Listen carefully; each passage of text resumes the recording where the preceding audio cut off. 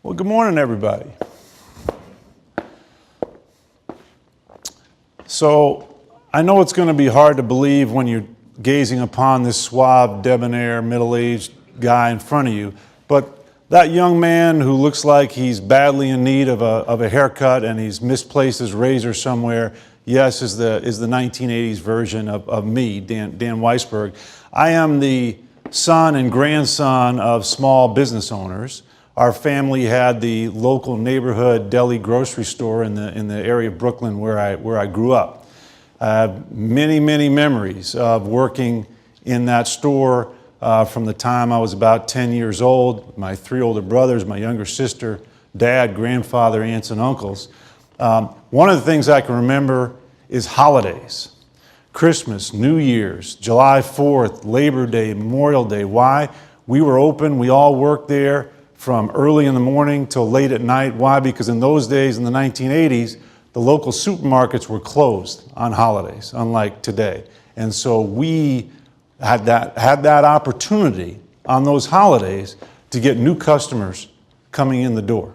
And if we did a good job, if we greeted them nicely, if we made them feel welcome, if we sold them good products for a fair price, they would come back during the year. I remember as a little kid going and pasting a homemade sign on the front door of the supermarket that said, on July 4th, supermarket closed today, but the Plymouth Deli is open, come over there. Now, of course, I forgot to take that sign down at the end of the day, so the owner of the supermarket wasn't amused when he showed up for work the next day. But the point is, we pulled out all the stops to get those customers in the door, and once they came in the door, to keep them. We knew those customers were the lifeblood of our small business, just like they are the lifeblood of any business.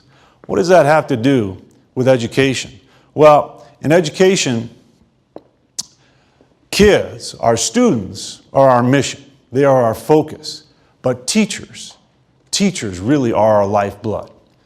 Because teachers, let's put it very simply, change lives. Teachers change young lives. And we know that from our own experiences, we know that from common sense, and we know that from now decades and decades of research. This data that I'm showing to you is from a study that was done a few years ago, very robust study. They looked at tens of thousands of people. They tracked them over time, and here's what they did, something very interesting. They isolated the people within that group of tens and thousands who had the benefit of having at least one outstanding teacher. And then they compared that group with the rest of the group that hadn't had the benefit of getting at least one outstanding teacher. And what they saw was very profound. What they saw was that the people in that group who had had that outstanding teacher not only did better academically, they got through high school, they went on to college at higher rates, but they saw that their earning capacity was higher. They saw that they saved more for retirement. They saw even that teen pregnancy rates were lower. That's the effect of one great teacher on young lives. Think about the compounding effect if you had great teachers every day in every class, every grade, regardless of what side of town you're attending school. That's what teachers can do. They are the lifeblood. Here's the other thing that's, I think, important for us to keep in mind throughout the day. Teachers, like doctors, engineers, architects, accountants, lawyers, are individual professionals. They are not all the same. One teacher is not the same as any other. They have different levels of success. Their students will achieve at different levels. So there's lots and lots of research on this as well that will show you things like the same kid with an outstanding teacher in a single school year will master a year and a half worth of knowledge, worth of material. So all the material for that particular grade, and then even a lot of material from the next grade. That same student with a struggling teacher might only master half a year's worth of material, and so end up that school year way behind. So teachers are individual professionals. They are not all the same. So teachers are the lifeblood. Teachers are the most powerful school-based factor on student success. So we need to respect them. I think we all agree that's why we're all here. We're trying to figure out ways we can lift up teachers. But you didn't need to fly me in from New York to tell you we need to respect teachers, or the system now is disrespectful of teachers. We all know that, and there are things we can probably all agree on. You've already heard this morning, like we need to pay teachers more. Nobody in their right mind becomes a teacher to get rich. That doesn't mean you want to live in your parents' basement for your whole life. Teachers deserve a middle-class living. But I think if that's as far as we get in talking about respect for teachers, we're missing something big. And let me tell you a story about a young teacher that I met when I worked in New York City public schools. This was a terrific teacher. I'd been in her classroom. She was doing great work with kids. She was working tirelessly. She had taught in that school for about 3 years in the Bronx, in a low-income neighborhood. This was a great teacher. This was a lifeblood teacher. This was a teacher that the kids of New York City, the kids of that neighborhood in the Bronx, really needed to stay and continue to work with them and help them to succeed. She was leaving the classroom. I asked her why. Why? What could I do to convince her to stay? I couldn't convince her to stay in the classroom. She talked about an incident that happened one day. And look, she had grown up in New York. She was a cynical, sarcastic New Yorker. She didn't expect a lot of pats on the back for the 15-hour days she was working. But one day she was in the general office, and she took out of her mailbox a memo from the principal to her, thanking her for her hard work, thanking her for caring so much about her students and doing such great work. And she realized she felt really good. That was nice to get that praise. It was good. She didn't think that anybody realized how hard she was working, how much work she had done, until she got that memo. And then she looked up and realized that every single teacher had gotten exactly the same memo. And that's when she decided this was not something she wanted to do as a career. We need to respect teachers as individual professionals, because that's what they are. Let's look at things from a teacher's perspective. If you are a young person or you're a career changer, you have a burning desire to help kids. All right, so what's the first step? Well, in order to become licensed to teach in North Carolina or virtually any other state in the union, you're going to have to go through a preparation program, a university preparation program, an alternative certification preparation program, which, when it all's said and done, means that you're going to have to invest a couple of years of your life, probably tens of thousands of dollars. But here's the thing. In order to successfully complete that program, whether it's alternative certification, university program, doesn't matter, you are not going to have to demonstrate that you're worthy of the great privilege that's about to be bestowed upon you, that you are going to be responsible for young lives. You're not going to have to demonstrate that you can be successful in helping kids to learn. What are you going to have to do? Sit in the seat for the requisite number of hours. That's the message we are going to send you as somebody who has a passion for teaching. It's about seat time. It's not about being an individual professional. We wrote a report in 2009 called The Widget Effect. And that report was about teacher evaluation. What got a lot of attention out of that report was the data we presented that showed that it was very rare that teachers were rated anything other than effective or proficient. Very rare that any teacher was rated unsatisfactory, and even rarer that any teacher was exited because of poor performance. But what I think was more important from that report was the underlying premise. The underlying premise that teachers are widgets. Teachers are warm bodies. One teacher is as good as any other. That is what fundamentally we have to change, because teachers are not widgets. Teachers are individual professionals, and we should start treating them like individual professionals from the time they get into a preparation program. Okay, so you've done your seat time. Now you want to get a job. Now you want to actually be in the classroom responsible for kids. Well, we do a lot of this work around the country, and probably the first thing you're going to confront is a very long, bureaucratic, cumbersome process before you can even get a job in a school district or even in a charter organization. In one district we work with, it took 110 days to navigate this process. Soul crushing. When I went to work at the New York City public schools, get this, folks. One of the things we realized, we hired a very big system. We hired about 7,000 teachers a year. They all started in September. When we start the school year in New York, they didn't start getting paid until November or December. They didn't start getting benefits until sometimes January. And this was something that had been accepted for years and years and years and years. And it took moving heaven and earth to make sure that we showed the simple respect to teachers coming in the door to actually pay them once they started working, actually make sure they got benefits once they started work. So you're going to have to navigate probably a long, cumbersome process. It's not going to honor you as an individual professional. Now you've got to get staffed to a particular school. You want to know where you're going to be teaching. Well, typically what will happen is human resources will send you out to a school. This is not a school that you have chosen. The principal has not chosen you as the best candidate to fill that spot based on your individual attributes as a professional. You're just being placed into that position by somebody in the central office like a widget. Now you're actually on payroll. So it's January, it's February, you're actually getting paid. Hopefully you're getting benefits. Let's say you're a fifth-year teacher.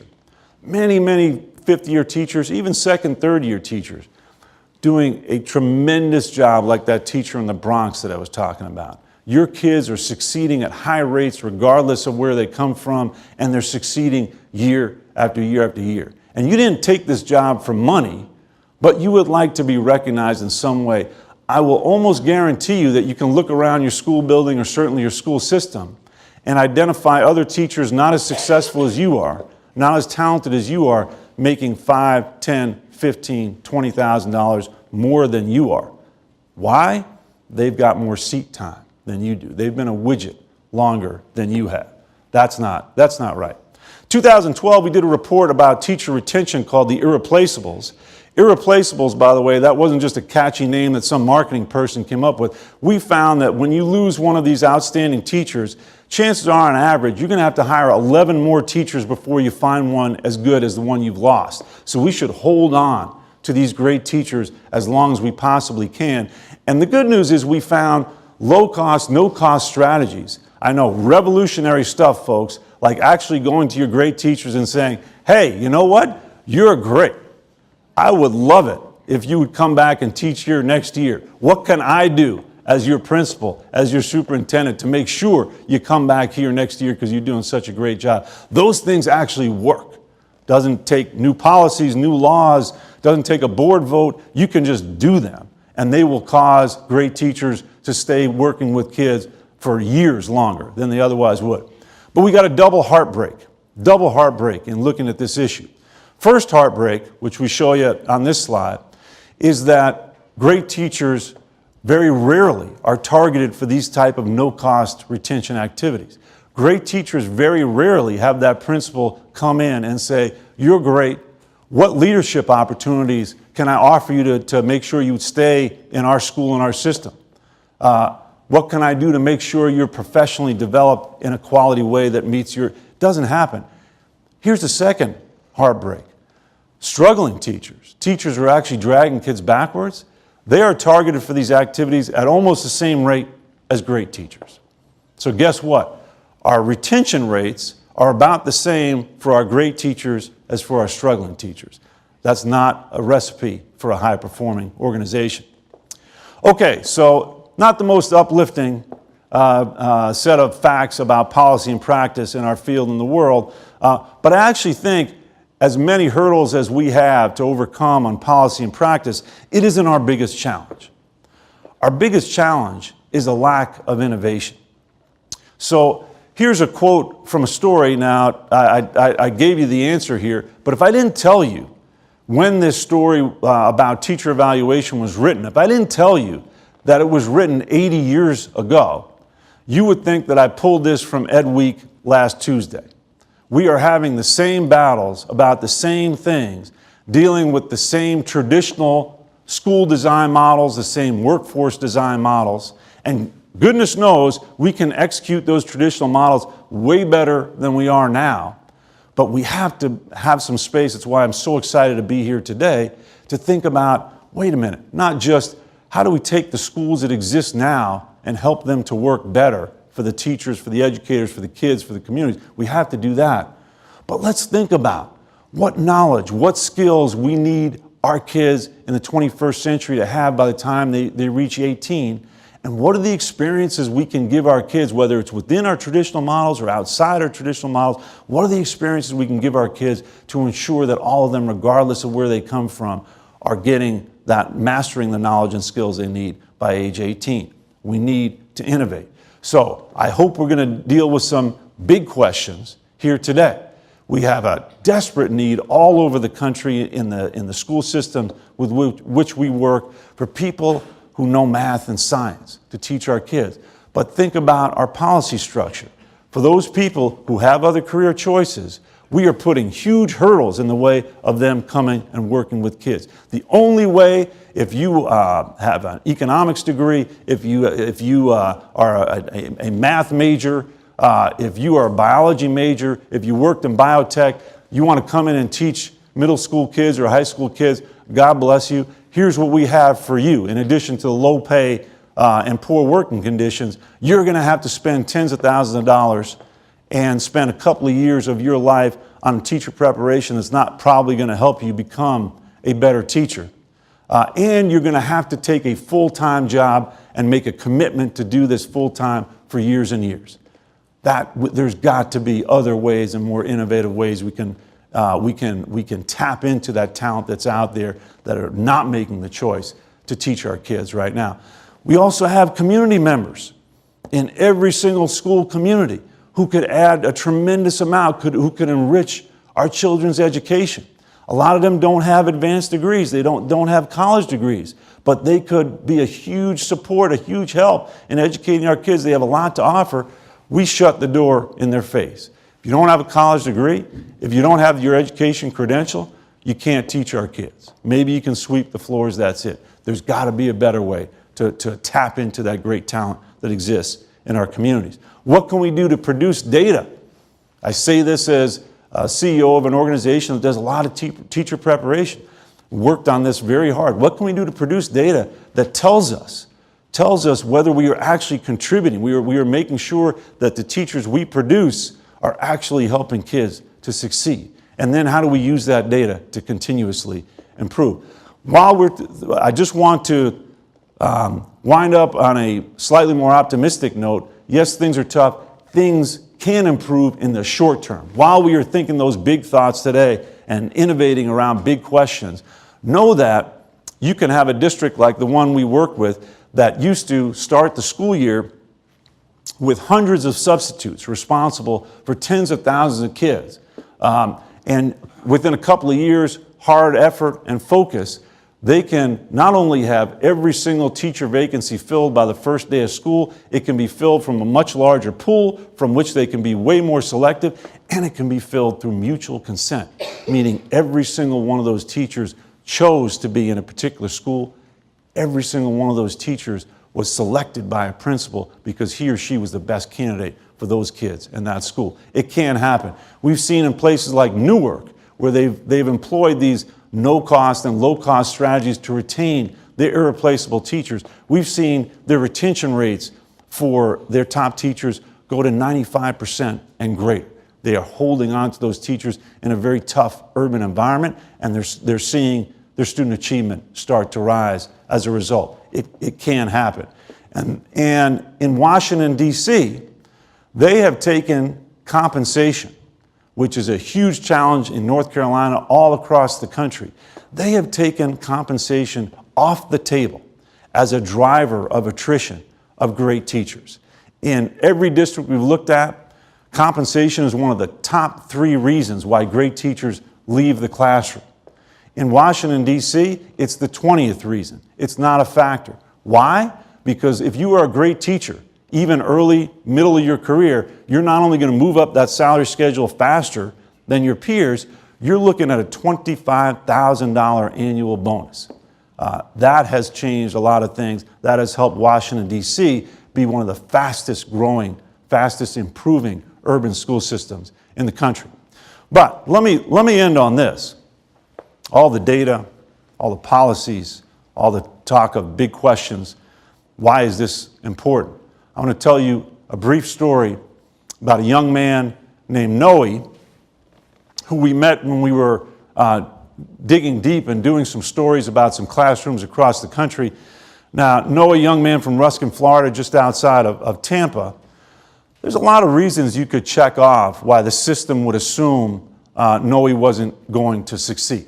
Noe is Hispanic. His mom, although who's in the picture, a remarkable woman, although she always wanted the opportunity to go to college, she didn't get the opportunity to go to college. She grew up working in the fields. Noe struggled his first couple of years in high school. A lot of his classmates were dropped out, did not succeed. Noe himself had doubts about whether he could do the most challenging college level work. What happened? He got a great teacher. He got a great math teacher who not only believed that he could succeed with the most challenging college level work, but expected him and all of her students to succeed. And year after year, her students did. Noe realized that he could not only handle AP Calculus, he could excel with AP Calculus. He is now in his freshman year at University of South Florida pursuing his engineering degree. Teachers change lives. That's the promise. There are millions of kids just like Noe if we could match them up with great teachers, not just once in a while, but every day, every grade, every class, every school. We could have millions of young people that are doing great things for the communities and for the country as a whole. Here's the challenge. That great teacher, Kelly Zuckowitz, who helped Noe to succeed, she was not showered with praise. They were, in spite of her success with students, they did not build a statue of her in the courtyard of her high school. The system was pretty indifferent to her success with students, so she got fed up and she left, and she's no longer teaching in that high school. That fundamentally is what we have to change. If we can change that, we can change the game for kids. Thank you all very much. I look forward to the rest of the day.